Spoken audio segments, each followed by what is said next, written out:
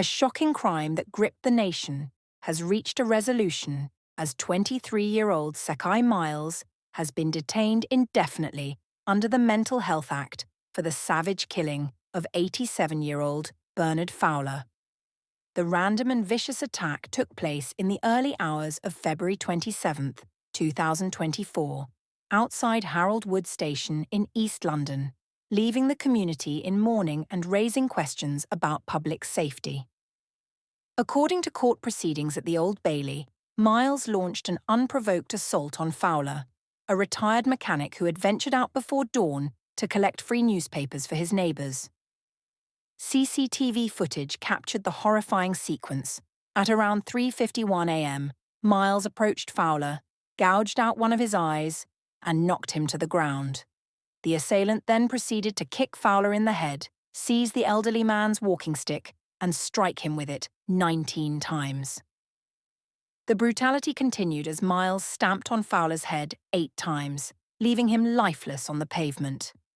Prosecutor Benjamin Ina KC described how Miles briefly walked away from the scene, only to return and stand over his victim in a triumphant stance before fleeing when police arrived. Officers pursued Miles, who was still clutching the blood-stained walking stick and his trainers, and arrested him after a struggle. Miles, who suffers from paranoid schizophrenia and was reportedly under the influence of the synthetic drug Spice at the time, pleaded guilty to manslaughter earlier this year.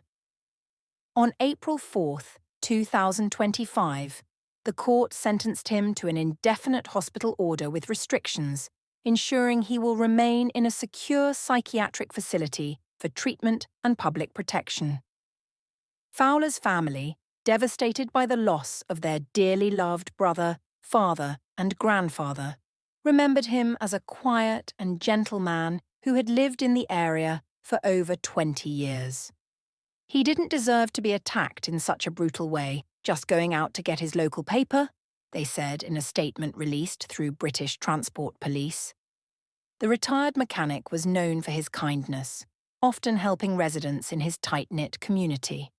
The case has sparked widespread outrage and sorrow, with many calling for stronger measures to address mental health crises and drug-related violence. As of today, April 5, 2025, Miles remains in custody, his fate sealed by a crime that has left an indelible mark on London's Harold Wood community.